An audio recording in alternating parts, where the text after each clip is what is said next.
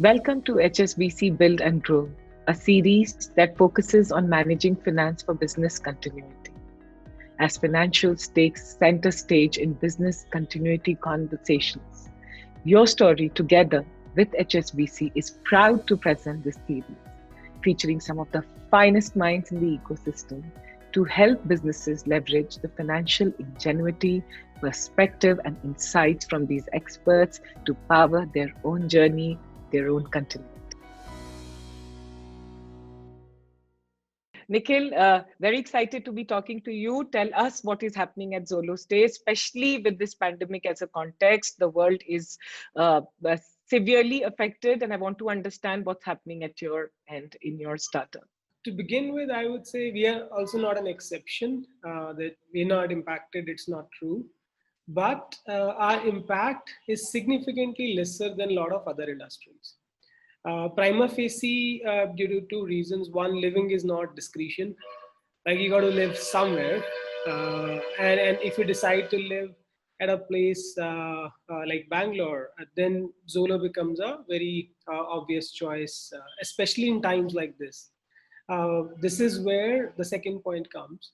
So I think there is a weird way of universe to connect the dots, and sometimes very late.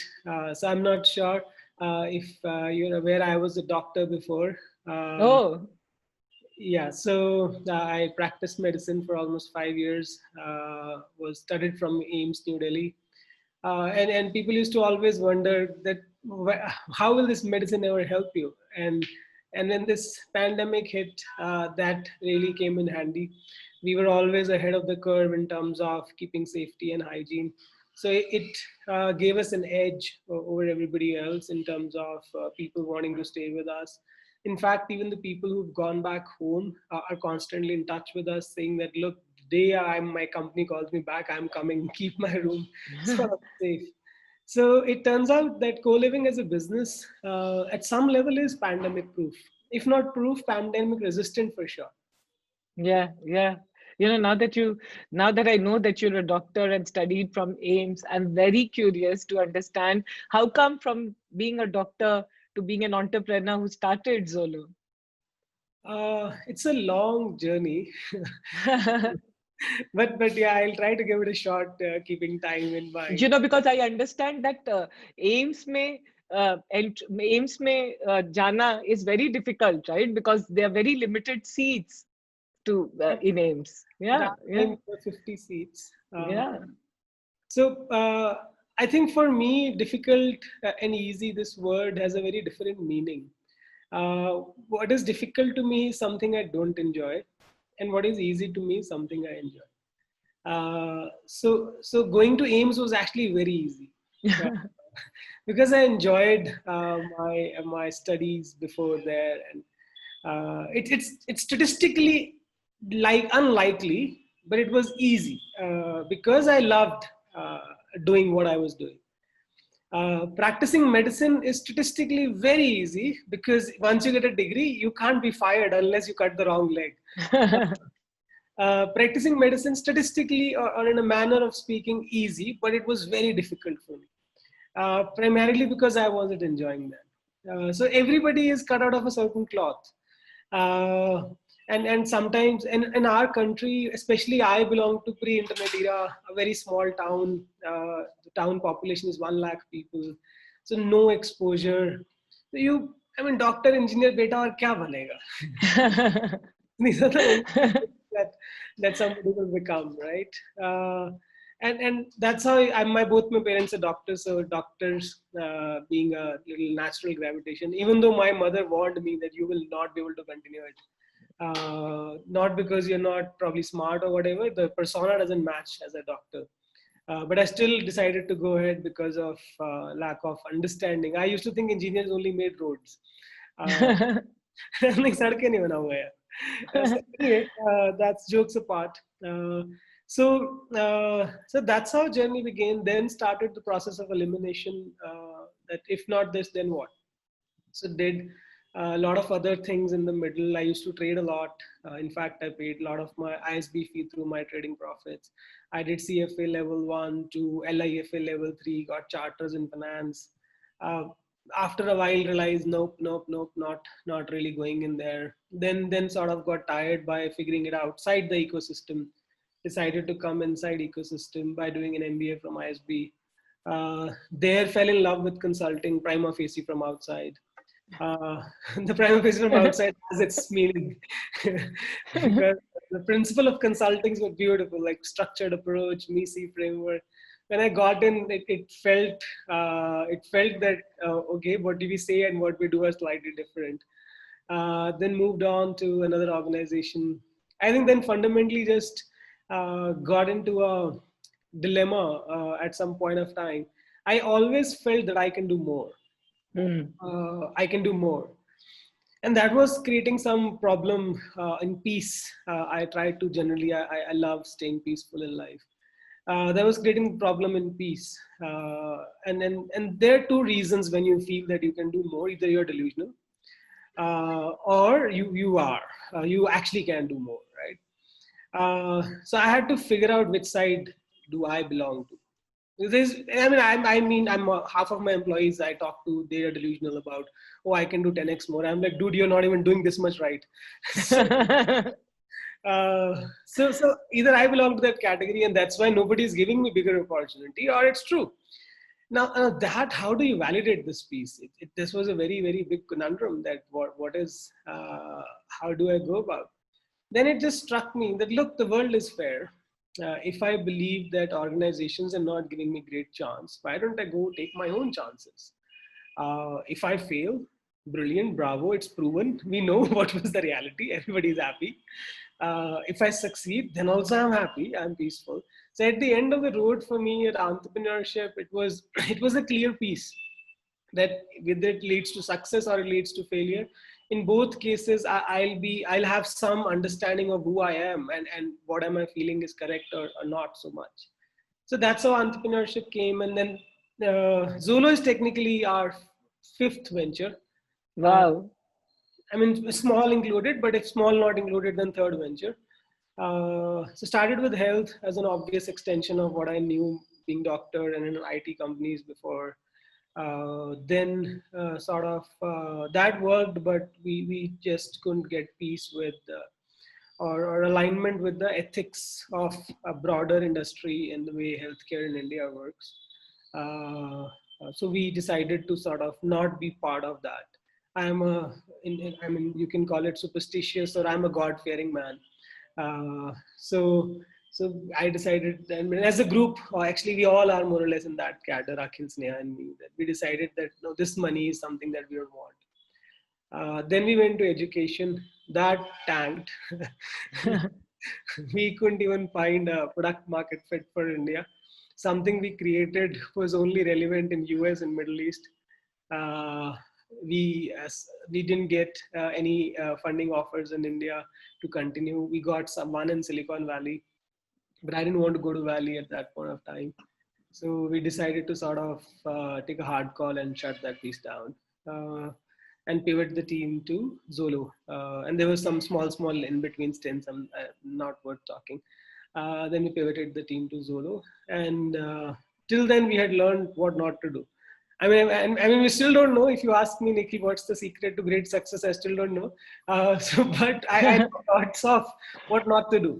So by then, we had learned a lot of what not to do. And then by narrowing down our not to do's, we got some do's which work, and that's how sort of Zolo evolved. Wow. Yeah, but I'm hearing a lot of interesting points from you.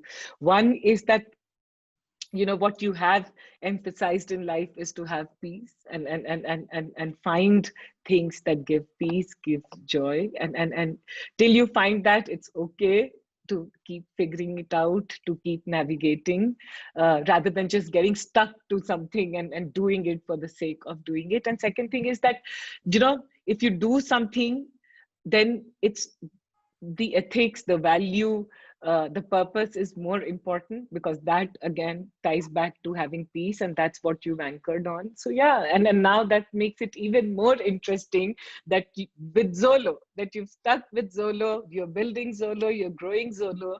So Tell me, what is it that gives you peace in this? What is it that you enjoy? What is it that you're learning while building this co-living space? So what I enjoy the most is two sides or two big pillars. One is that I'm very happy and glad that we are able to provide people great living environment. And you can take a doctor out of hospital, but not impact out of him. so, so in some sense, it still keeps me that gives me that feeling. It's okay, Nikhil. I mean, you couldn't directly help people, but you are indirectly helping a lot of people. Nikhil, I have a question. Are you called Dr. Nikhil or Nikhil? Nikhil mostly. And when people say Dr. Nikhil, I generally say, dude, I mean, it's been a long time now. I start feeling guilty when you say Dr. Nikhil. No, I wanted to know whether I'm pronouncing or I'm telling your name properly or not. Yeah. No, I prefer Nikhil over Dr. Nikhil because I actually don't practice anymore. So that'll be banking too much on your past laurels if I Oh, could. but you have the degree and that too from AIMS, so we can't deny that. Yeah, I mean, that's true, but I don't want to bank too much on the past laurels. That's 10 years back now. Uh, uh, So you're saying what you enjoy. Yeah.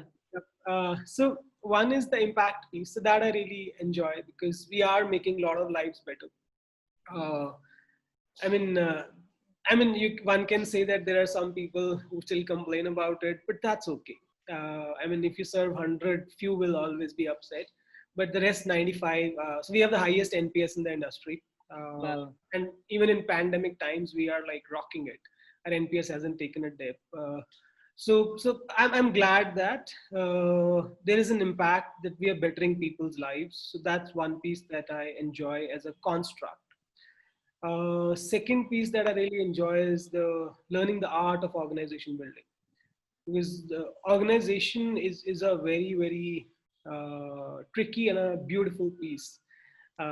It's like the million ways to fail and very few to succeed while building a right organization. You get your one leader wrong and you're screwed in life. You get a couple of your processes wrong, you're done. You get your priorities wrong, you're done. You get your cultural principles wrong, you're done. So there are so many million ways to fail here and few to succeed, which constantly keep me on my toes. And that's a feeling that I enjoy. That you're constantly you have to look around, you have to navigate, you got to see what your leaders want, are you grooming everyone. So there's like million line checklist.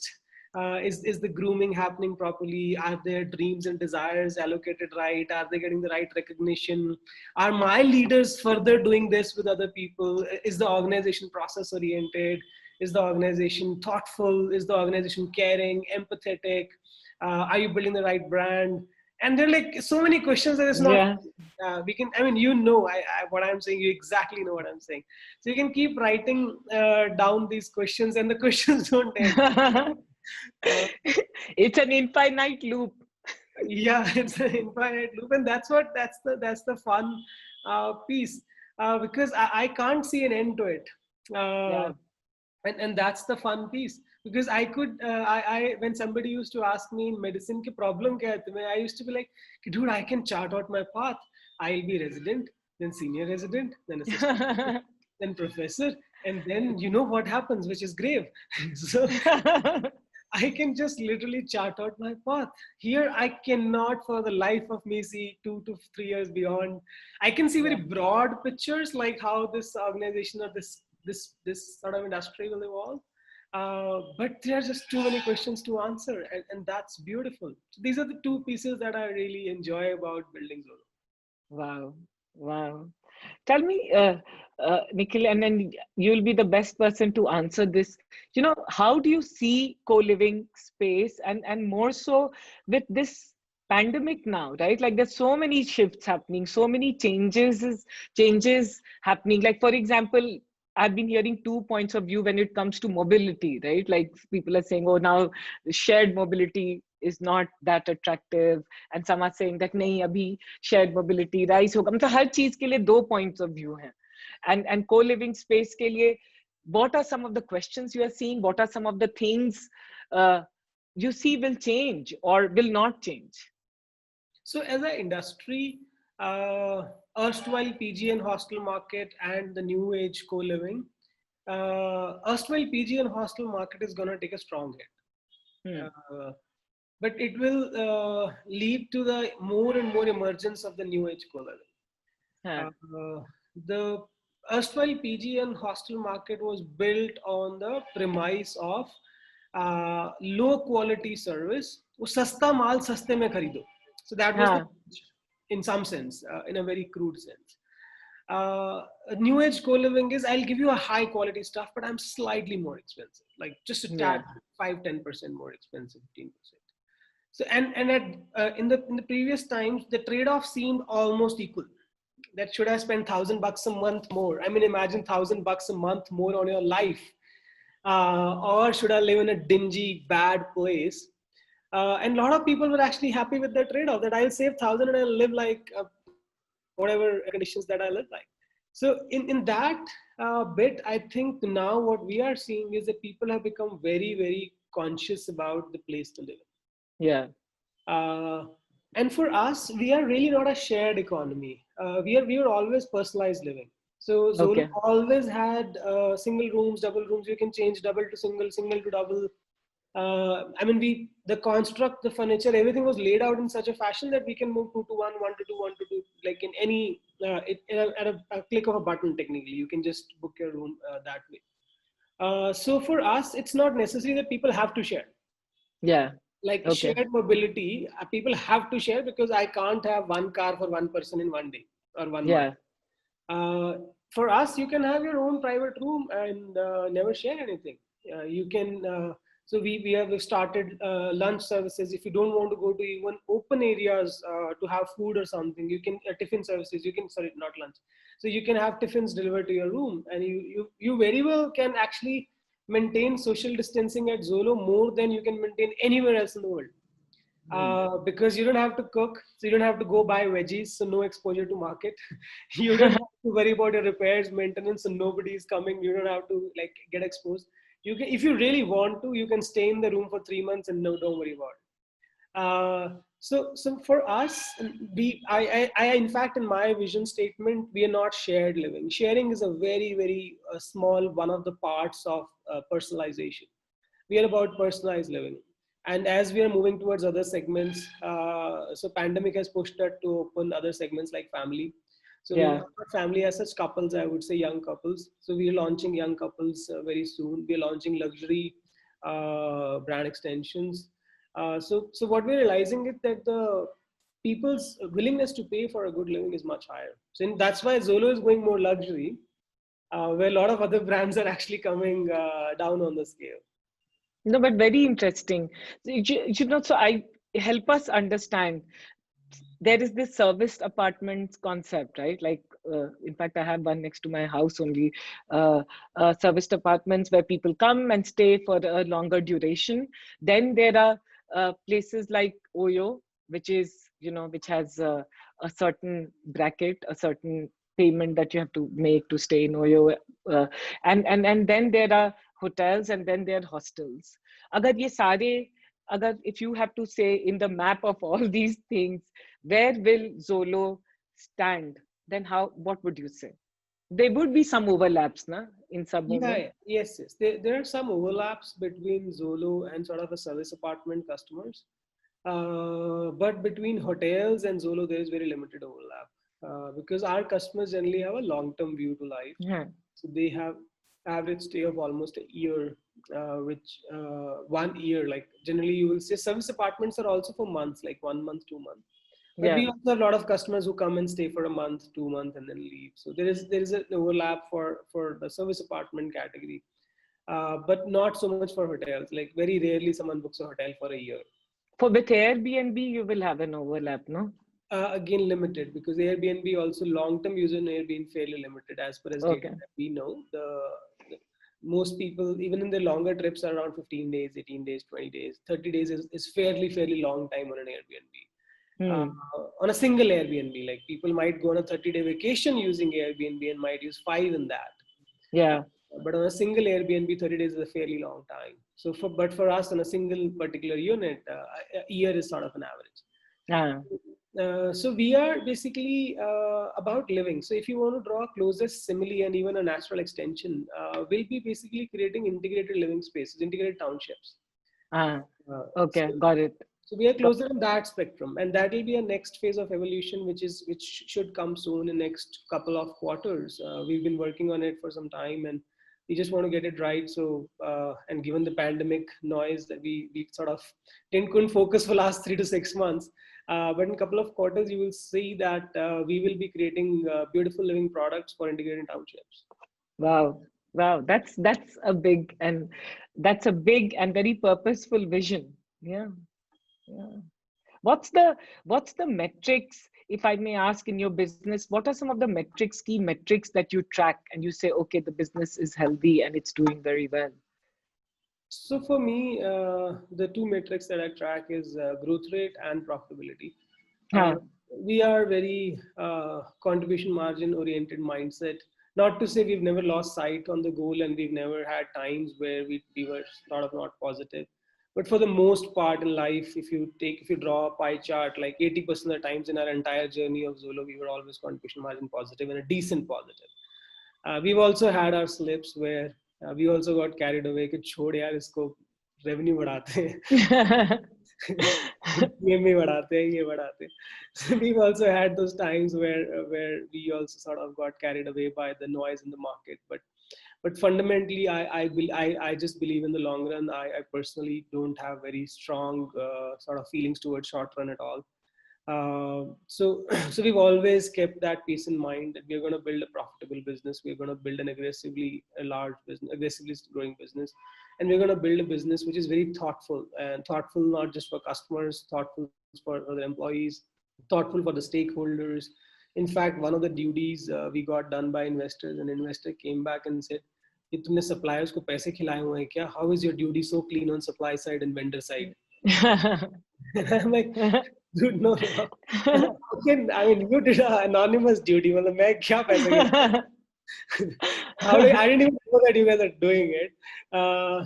So thoughtfulness is something that I really want. So these are the key, like, I mean, there are other pillars. So we have 16 organizational cultural pillars. So there are other cultural pillars as well. But these are like two, three, the big core pillars: that high growth, aggressive environment, constant focus on profitability, and thoughtfulness in the organization. That we cannot be seen as trivial people. That Zolo as an organization doesn't have thought. दिमाग नहीं है इनमें, सोचते नहीं है.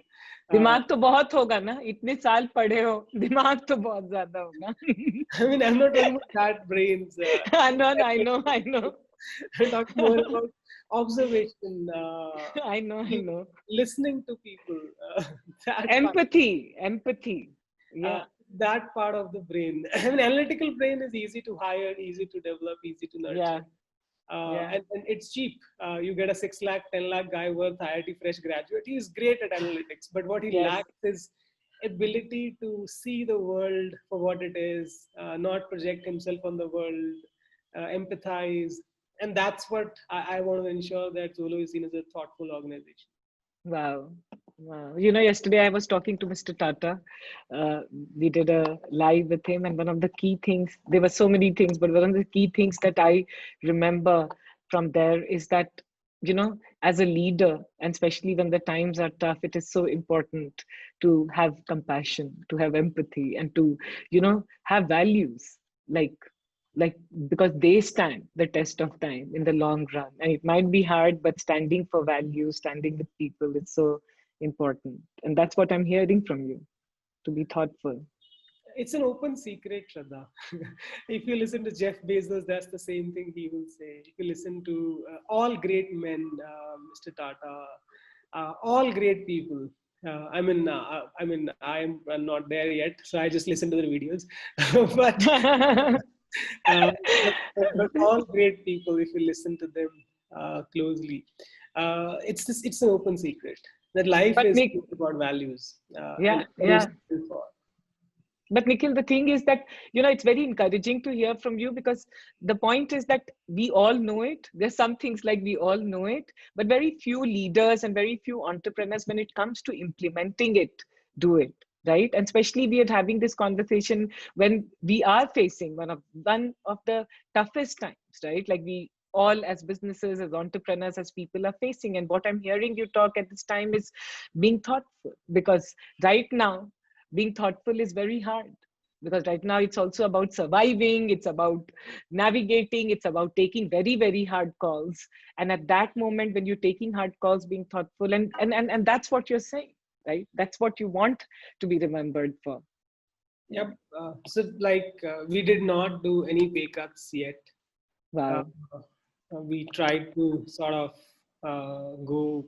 We sort of did some cash deferments, and we've already paid that money back because we had to manage our cash flows immediately. There was too much of shocks. But broadly, we've always tried to make sure that uh, people are taken care of.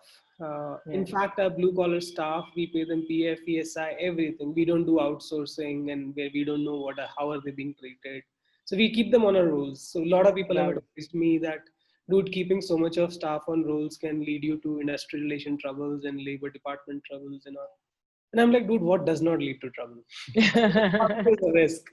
But the question that you have to ask is it worth the risk or not? Wow. There is always a risk. You can always get screwed somewhere by government or by God knows market, by customer, by competitor. Where is not a risk? The question is what is worth it? And I believe that my people's life, I can't give it in the hand of a vendor, because most of Yeah. these guys, they will not give them PF, ESI, they will cheat them, they will lie to them. So we broadly try to have most of our guys on our roles, and take care of them, and hope that they will take care of us. As Yeah, yeah, yeah, yeah, yeah, yeah, yeah, yeah. The- Somewhere, I think the new narrative should be, and maybe some consultants should make it big, is how thoughtfulness, compassion, love, and taking care is, leads to higher returns in businesses. Yeah, yeah, yeah, the stuff to validate. That's the problem. Consultants don't do it. yeah. Yeah, Nikhil, also tell me, what are your plans, right? Like you talked about integrated township that you want to, can you give us a little more insight into that? And also, are you looking at expanding outside India? What's like the plan in the next 1 or 2, 3 years? Sure. So if I were to, before I get to plan, I'll sort of give a framework on how we think about our vision, and that'll sort of help you easily understand the entire plan. So we are basically a company which is about managed living. So co-living is one of the sects or one of the part of that. So managed living is basically anybody who lives, we want to manage that thing, and we want to provide a beautiful experience. So co-living is for young professionals who come as singles, or urban migration is the trend which it sort of caters to young professionals. Then there is student housing. So we are now also going strong on student housing. Our reach in student housing is increasing day by day, week by week. Then there is the young couple, which I said we are going to actually launch very soon. Mm. uh, then there is people with kids, couples with kids, families, which we internally call it. I mean, everybody is a family in some sense, but it's just Yeah, a yeah, loose. yeah. Uh, and then there are seniors, people who crossed a certain age. Now they need a different kind of care, a different kind of ecosystem. So each of these segments, if we get more and more granular about their needs, about their wants, about their desires, about their aspirations, about what they value, about what they don't value, are very different. Yeah, Like what a student yeah, values, and what a young professional values, and what a guy with kids value. A guy with kids, school proximity is like God knows how important a factor. Young professional, he doesn't even know where schools are. And students, when he's in the hostel, all he cares about is कि मेरे को party करने की जगह मिलेगी अच्छी कि नहीं. So and खाना अच्छा मिलेगा. So different people in their different phases of life care for very different things. What they really want, what they really believe in, and this changing environment, unfortunately the real estate, or the living ecosystem hasn't taken care of any of that. yeah, It has left this piece in the hands of the user. The dude, I mean, you figure it out. I mean, we are making 2 BHKs now. You figure out rest what you want to do, yeah, whatever your dreams, aspirations, etc. There is no enablement at a. For families, there is still some construct of this integrated township managed by societies, and then societies have some sort of a, how do you say, work going on, but that also is very limited. Some societies do it, and most of the societies don't care. Right? So there is a broken living ecosystem. So the next plans are, one, to aggressively sort of increase student housing space. It can be organic or inorganic. Either ways, we are considering both options. Organic is on the way, and inorganic options are being evaluated. Then is the side of coming towards the couples without kids, especially DING couples who will really pay a lot for convenience. That's products are going out very, very soon. And in next phase or so, we will start getting into the larger family ecosystem and senior ecosystem. So that's sort of how we see this entire vision panning out over the next 5 to 10 years. That's a very big vision. No, basically, you are going to capture all the segments, most of the segments, and most of the age groups. Vision should be big, Shraddha. That's what I believe. Execute भी कर लोगे तुम. thoughtfully कर लोगे execute. Tell me that are you going to call all these properties Zolo, or you'll have different brandings and different names, or is it going to be one integrated branding? So as we move towards till couples, it's going to be all Zolo, because value proposition is fairly consistent. After couples, value proposition changes very drastically. So then we'll have a separate brand, and for seniors also we'll have a separate brand, because but they will always have by Zolo. Brands are. But those will be independent brands, because there the gameplays are very different. And in first 3 segment, gameplays are different. The nuances are there as you understand your customer better. But the core game is more or less the same, which is providing a managed rental experience. In families, it's not rental, it's actually owned experience. It's a little different in that sense. Yeah. So that's how these different plays will sort of look like. Yeah.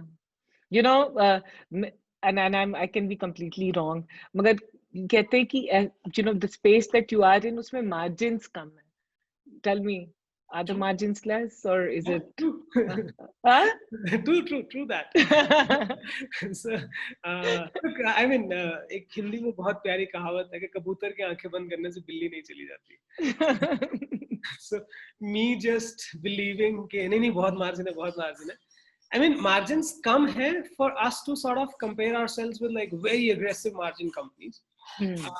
But ऐसे भी नहीं है that they can never become beautiful. So in a sense, we are not at a level where Flipkart is, that gross margins are struggling. We have a fairly healthy gross margin, and we have fairly healthy contribution margin also. But is it an obscene margin business? No. It's a paper thin margin business. So it's very important to keep your execution at bay. If you lose sight of that, when you will be dead, you won't know. And we are figuring out various good ways of increasing margins by upselling, by creating other platforms, by taking more share of the pie or more share of the customer wallet. But that process is going to take some time. But today also, the business has enough margins to build a fantabulous large organization on top of it. But will you call this industry an obscene margin industry? Like, there are some industries that are obscene margin industries, pharma, like content. The odds of success in content are very low, but if it works, the margins are very high, gross margins at least, right? EBITDAs, I don't know, because the corporate costs can be high again there. But primarily, there are some businesses which are obscene margin business if they work. Ours is not that. But are they enough to build a beautiful large business and industry on it? The industry is already there. It's a very industry which works. I don't have to prove that it can be created. I just have to organize it. That's about it. And in organized players, a lot of people have also lost margins by trying to be over aggressive. Paying too high cost for their rentals, their own leases. And you're left with almost nothing to, you can charge customer for your own stupidity. I mean, if I'm your customer, you can't say, give me 100 rupees more. And why should I give as a customer if I ask and the answer comes? Or if rather, let me do it other way because now I'll have to use that phrase. If you are my customer and I can't ask you 100 bucks and my answer can't be because I'm stupid. That's not how customer experience and customer decision making works. Absolutely. Yeah, no. But what you're talking about is so core to the business that you're building is having a very efficient, very thought through execution. And that's where this model can just be so big. Yeah, Yeah. yeah. I will not lie that no, don't worry. It's a chill business. It's not. You got to be really at the game every day, every hour Yeah, to sort of make sure it works. It yeah. is not an easy business. Yeah, and that brings me to the question of, you know, trust, brand, credibility.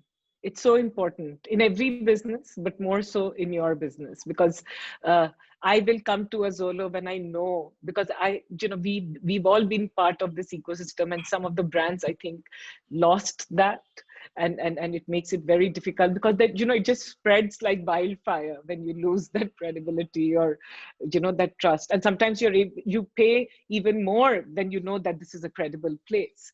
How much emphasis do you put on that, and what are you doing to ensure that your credibility, your trust, your brand is at the top? So I think it starts from your own value system and then your core leadership, and then it sort of percolates. So I always tell my leaders that work with a one principle in mind, which is trust takes years to build but seconds to lose. Yeah, So just keep that in mind when you're taking any decision, when you're deciding to trade off something for something. Just keep that in mind. Uh, yeah, and that's something not just for the customers. I think trust is important and critical for everybody, all yeah, stakeholders. Because I haven't seen a company winning just by taking care of one party in the ecosystem. yeah, I mean, customer obsession I believe in, but it's not just the customer, because yeah, a lot of players who make you sort of succeed. And trust is something as the pillar. If once achieved, this just propels you at a speed which is not funny. yeah, So we've grown slow. If you really ask me, could I have grown the organization 3x faster? Answer is yes. But what is the cost I had to pay? Most likely cost was actually breaking trust of two large stakeholders in my ecosystem. One is the customer, because operationally we might most likely we wouldn't have been able to take care of people, because even today if we have challenges, so I'm sure if I would have grown 3x, my challenges would have been 10x because things would have broken at a much higher level. And on the on the supply side, where my asset partners. So a lot of our competition has an attrition rate of like 20-30% a year. 30% of the partners move out in a year. Our attrition rate is 2%. wow. So we are slow going in, and we are even painful going in. We negotiate the hell out of the contract.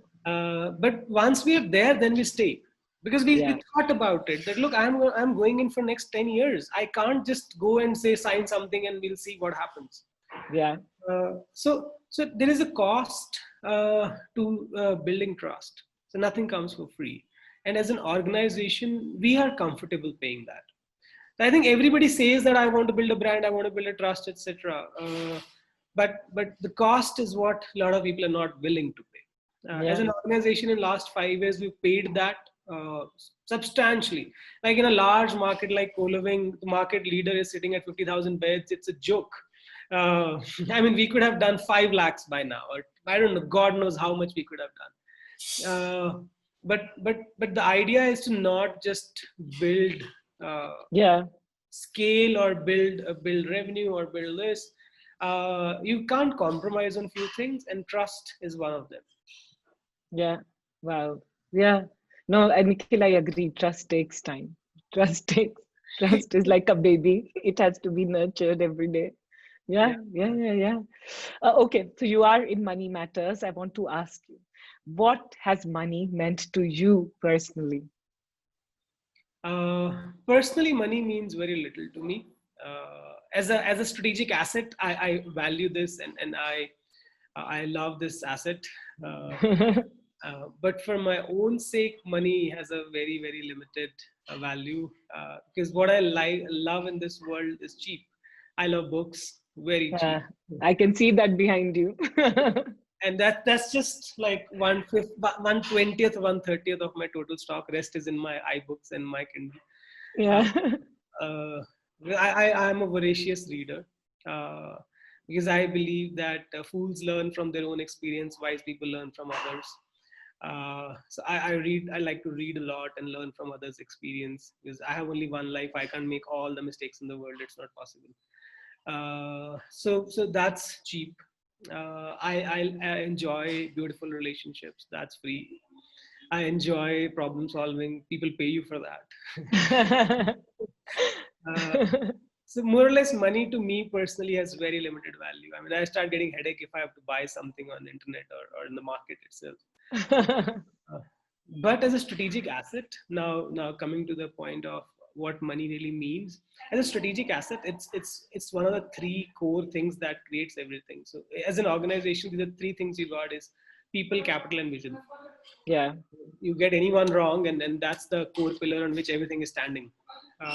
So capital ought to be respected, and you would have sort of realized that I've been talking about profitability. So it's not that there is a greed here that I need money for something. Yeah, yeah, yeah. But capital as an asset, you need capital so that you can reinvest it back into great things. So people, capital, vision. Capital plays as critical as role as people and vision. You can have great vision, good people backing you, but you got no money, nothing will happen. You can have a lot of money, but your people, the culture was bad, and even if your vision was good, you're still screwed.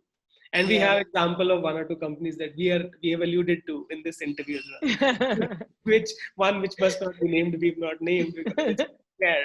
But we Let both it be a know, speculation. let Yeah. it be a speculation, because and it's not fair for me to even name. Yes, yes. Yeah, yeah. But we've seen that lot of good vision. I mean, vision wasn't bad. Money was obscene, but people, the culture, that broke. Yeah. Sometimes you got money, and you got people also, but the vision is so small. Like a lot of these large MNCs, after a while, that you have people, you have money, you have talent, you got everything, but still the company grows at 8% a year. And why? Why is no innovation happening? Nothing, because the vision is to just sort of sail the ship. That's it. Yeah. Yeah. Uh, so all these three pieces have to align, and capital is as important as the other two. So I really respect that fact. But personally, because you added, that's why I gave that flavor of personal. Personally, I don't care. I just don't care. In fact, I believe that I'll probably donate most of my money to right causes. I don't think I'll ever use the money that I'll earn, because that'll be too much for my purpose. So I'll donate the majority of it anyway. Nikhil, thank you. You know, your perspective on money is, yeah, it's refreshingly honest and also true, like very, very true. People, money, and vision. That's what leads to great businesses. And we've seen this all along. And I hope that Zolo goes on to do that, because, you know, it's so encouraging for us to see the way you are building it, the process, the thought that you're putting to building this. And I hope that you go on to build a very, very large integrated township models in India. Last, are you going to expand to other geographies, or India is going to be the key focus for a few years? No, indeed, we are going to expand. The moment this sort of pandemic pressure comes down, because it's a great opportunity right now. Yeah. When we are doing our math, our earlier math wanted us to have at least $2 to $3 million per country to even properly explore. Now we are looking at $500,000, primarily because we would have to outlay a lot of capital for locking in inventory. So much inventory has just gone, sort of just Yeah. empty, that people are saying, dude, take it. You don't give me whatever, it's okay, just take it. Yeah. And it's happened globally. It's not just India phenomena. In fact, India is still doing better. So yes, we would be strongly looking at that piece. But which country, when, that's a subject of exercise that is going on. And we'll announce that soon in next couple of months. Once pandemic pressure goes down, I think we should be starting announcing those outroads. Thank you. And all the very best. Last, before I let you go, Sure. if you have to say that, this, this, and it could be whatever this is the big dream that I'm seeing, and it brings a little peace in me when I'm seeing that dream. What is that? Uh, so that dream is it's a very vague, fuzzy thing, So I am not sure if how many people will appreciate this. It has nothing to do with numbers. It is not that I want to be a 10 billion, 50 billion organization. Uh, it is a dream of creating a beautiful organization where people know what they're doing, why they're doing, they have meaning, they have purpose, they're happy. Uh, they don't follow Indian national hobby of bitching. Uh, they're different.